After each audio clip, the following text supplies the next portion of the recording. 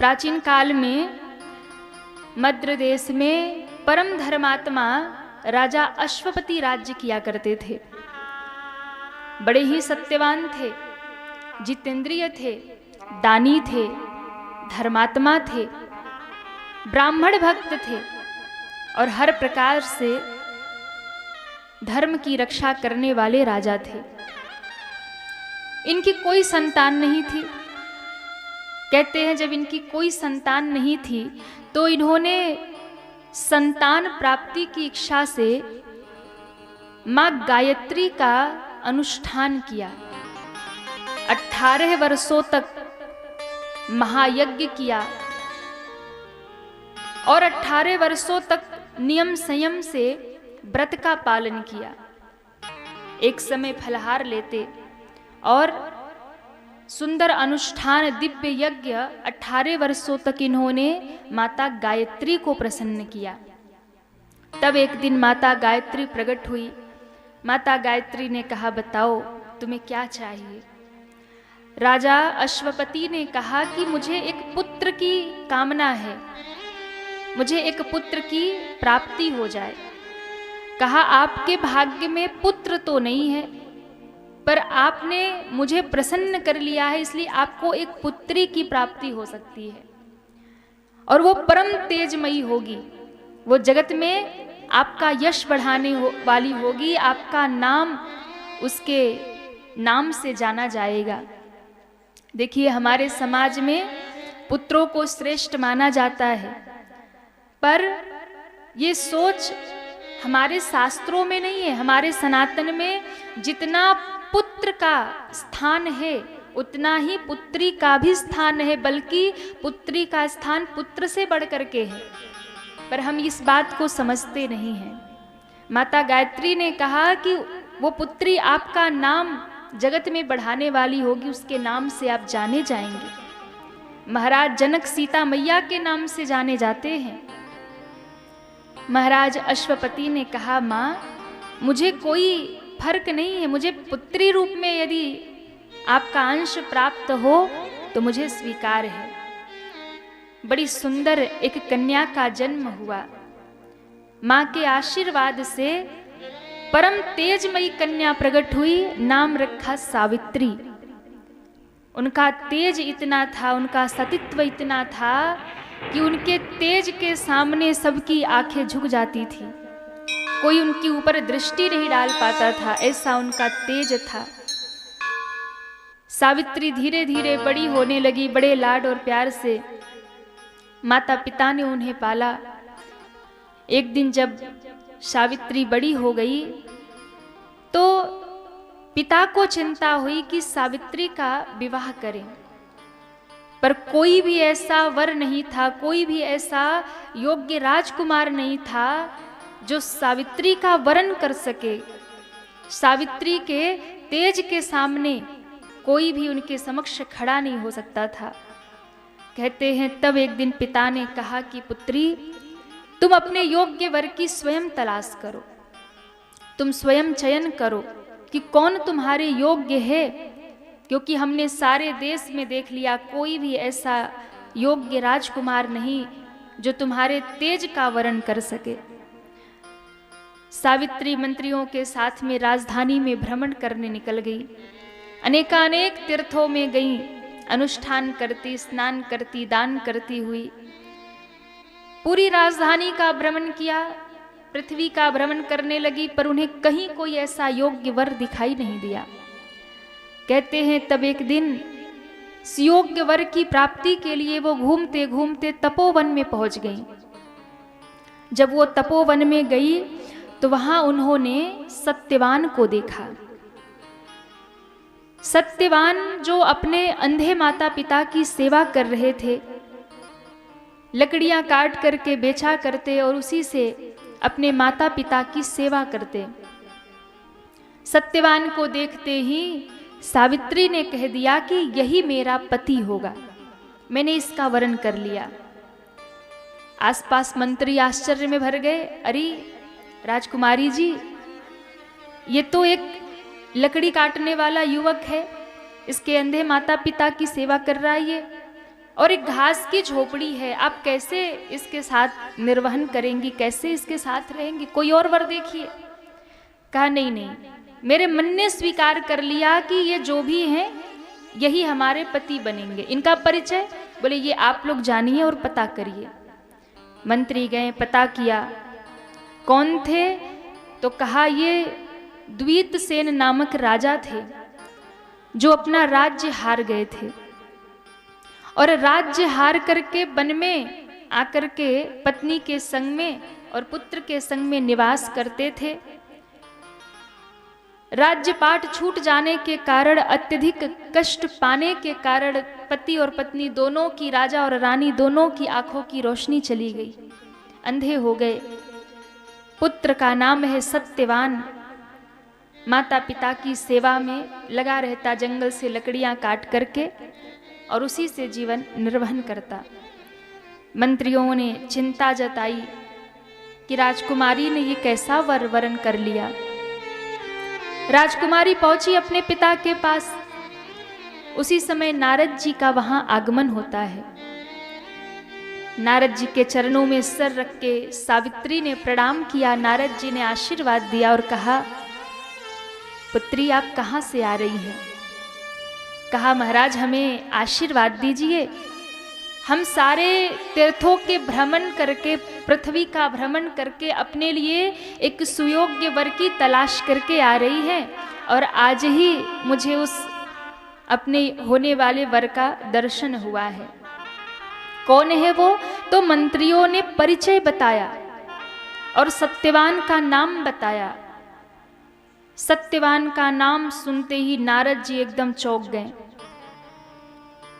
राजा को चिंता हुई। कहा, नारद जी आप एकाएक चौंक क्यों गए? क्या वो वर मेरी पुत्री के योग्य नहीं है? कहा, नहीं नहीं, ऐसा नहीं है।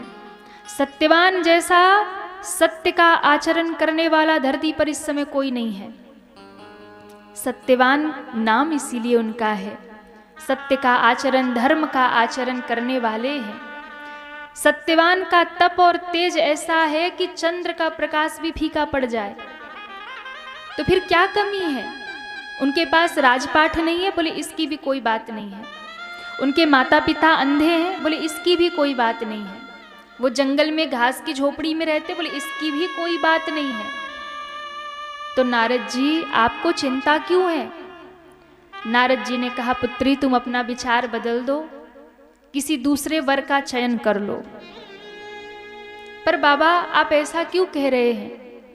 क्योंकि जिसे तुमने चुना है उस सत्यवान की आयु केवल 1 वर्ष है। आज से 1 वर्ष ही वो जीवित रहने वाला है, उसके बाद उसके प्राण चले जाएंगे। इसलिए तुम किसी और का वरण कर लो। सावित्री ने अपना निर्णय सुनाया। कहा कि भले ही उनकी आयु 1 वर्ष है या 1 दिन आयु हो, इससे मुझे फर्क नहीं पड़ता। मैं सती हूं, मैंने एक बार मन से जिसे पति रूप में स्वीकार कर लिया, अब उसे छोड़कर मैं दूसरे का वरण नहीं कर सकती। इसलिए मैं तो विवाह सत्यवान से ही करूंगी। पिता और नारद जी सब लोग हार गए सावित्री के इस निर्णय पर। परम सती मां सावित्री का विवाह सत्यवान के साथ में संपन्न हो गया। 1 वर्ष बहुत आनंद से बीता, पर सावित्री को यह ज्ञात था कि मेरे पति की आयु बस 1 वर्ष है। ये है भारत की परंपरा, ये है भारत की देवियों का तप। पता होते हुए भी कि 1 वर्ष आयु है, विवाह कर लिया। क्योंकि एक बार जिसे मन से पति रूप में स्वीकार किया, अब उसे छोड़कर दूसरे का वरण नहीं करूंगी। ये परम सती का लक्षण है। तो अब वो दिन आ गया धीरे धीरे जिस दिन सत्यवान के प्राण जाने हैं। जंगल में लकड़ियां काटने सत्यवान जाने लगे। सावित्री माँ ने कहा, मैं भी आपके साथ चलूंगी। सत्यवान ने कहा, देवी आप एक राजकुमारी होकर आपने मेरा वरण किया, इस जंगल में, इस वन में आपने कष्ट उठाया, दुख उठाया, मेरे अंधे माता पिता की आपने सेवा की, अब आप मेरे साथ जंगल ना जाइए। बोले नहीं नहीं, आज तो मुझे चलना ही है। माता सावित्री सत्यवान के संग में आती हैं। सत्यवान लकड़ियां काटने लगते हैं, माँ लकड़ियां इकट्ठा करने लगती हैं। उसी बीच में यमराज जी का आगमन हो गया। शरीर में अत्यधिक पीड़ा हुई, कष्ट हुई, धरती पे गिरे और जैसे ही धरती पे गिरे मूर्छित हो गए। सावित्री ने गोद में सर रख लिया, पंखा कर रही है। उसी समय यमराज जी आते हैं और सत्यवान के प्राण हरण कर लिए। जैसे ही सत्यवान के प्राण हरण करके यमराज जी जाने लगे, सावित्री सत्यवान और यमराज जी के पीछे पीछे पीछे पीछे जाने लगी। यमराज जी ने पीछे मुड़ के देखा, ये तो परम सती मेरे पीछे आ रही है। कहा, देवी अभी तुम्हारा समय पूरा नहीं हुआ, तुम्हारे पति का समय पूरा हो गया, मैं इन्हें लेकर जा रहा हूं, तुम वापस लौट जाओ। बोले नहीं, मैं वापस नहीं लौटूंगी, जहां जहां मेरे पति जाएंगे मैं उनके साथ जाऊंगी। कहा, ये तो उनके प्राण हैं, उनका शरीर तो वही पड़ा है, तुम वापस जाओ। कहा नहीं। यमराज जी रुक गए। यमराज जी ने कहा, अच्छा एक काम करो, कोई वरदान मांग लो, कोई एक वरदान मांग लो। माता सावित्री ने कहा, एक वरदान दे दीजिए। कौन सा वरदान? मेरे पिता को एक पुत्र की लालसा थी, मेरा कोई भाई नहीं है, मैं किसको रक्षा सूत्र बांधूंगी, आप मुझे एक भाई दे दीजिए। यमराज जी ने कहा, तथास्तु। फिर जाने लगे। सावित्री मैया फिर पीछे पीछे जाने लगी। यमराज जी ने फिर मुड़ के देखा, कहा, देवी वरदान तो दे दिया, अब लौट जाओ, अब क्यों मेरे पीछे आ रही हो? रुक गई। यमराज जी ने कहा, एक वरदान अच्छा और मांगो, अब लौट जाना वापस। बोले, मेरे सास ससुर का खोया हुआ राज्य उन्हें वापस मिल जाए। यमराज जी ने कहा, तथास्तु। फिर जाने लगे। फिर माता सावित्री पीछे पीछे जाने लगी। यमराज जी ने फिर पीछे देखा और कहा कि देवी आप मानती क्यों नहीं, मैंने अब दो वरदान दिया, अब वापस चली जाओ। आपको रक्षा सूत्र बांधने के लिए भाई दे दिया, आपके सास ससुर का राज्य वापस दे दिया, पर पति के प्राण नहीं दे सकता। सावित्री माँ ने कहा, मैं तो आपके पीछे आऊंगी, जहां जहां मेरे पति जाएंगे वहां वहां मैं जाऊंगी, थोड़ा और आगे बढ़े। तब यमराज जी यम के द्वार पे पहुंचने वाले थे। यमराज जी ने कहा, इसके आगे तुम नहीं जा सकती, अंतिम वरदान मांग लो, पति के प्राण छोड़कर चाहे जो मांग लो। तो कहा, ठीक है, अब एक वरदान दे दीजिए, मैं यहीं से लौट जाऊंगी, इसके बाद कोई वरदान नहीं मांगूंगी। अच्छा ठीक है। यमराज जी ने कहा, वर मांगो। सावित्री माँ ने हाथ जोड़ के कहा, हे यमराज जी, देना है तो एक वरदान बस यही दीजिए कि मेरे 100 पुत्रों को मेरे सास ससुर चांदी और सोने के बर्तन में खीर खाते हुए देखें। यमराज जी ने झटके में कहा, तथास्तु, और कह के जैसे ही यमलोक के भीतर जाने लगे, सावित्री माँ ने कहा, हे देव ठहर जाइए, आपने अभी जो वचन दिया उसे पूरा कैसे किया जाएगा? यमराज जी ने कहा, क्या वचन दिया? आपने कहा कि मेरे 100 पुत्रों को मेरे सास ससुर सोने चांदी के कटोरे में खीर खाते देखें।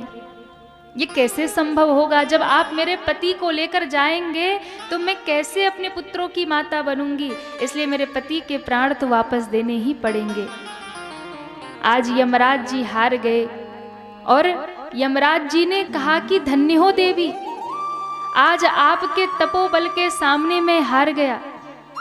देखिए, एक बेटी ने 2 कुल को तार दिया। बेटियां 2 कुल को तारने वाली होती हैं। सास ससुर का साम्राज्य वापस मिल गया, खोई हुई नेत्रों की दृष्टि वापस मिल गई, पति के प्राण वापस ले लिए और पिता के घर में भी एक संतति आ गई। प्राण मांग लिए, यमराज जी हार गए। यमराज जी ने प्राण लौटा दिया। और जिस दिन यमराज जी ने माता सावित्री को उनके पति के प्राण लौटाए, सत्यवान के प्राण लौटाए। उसी दिन उसी मुहूर्त में बट सावित्री का पूजन किया जाता है।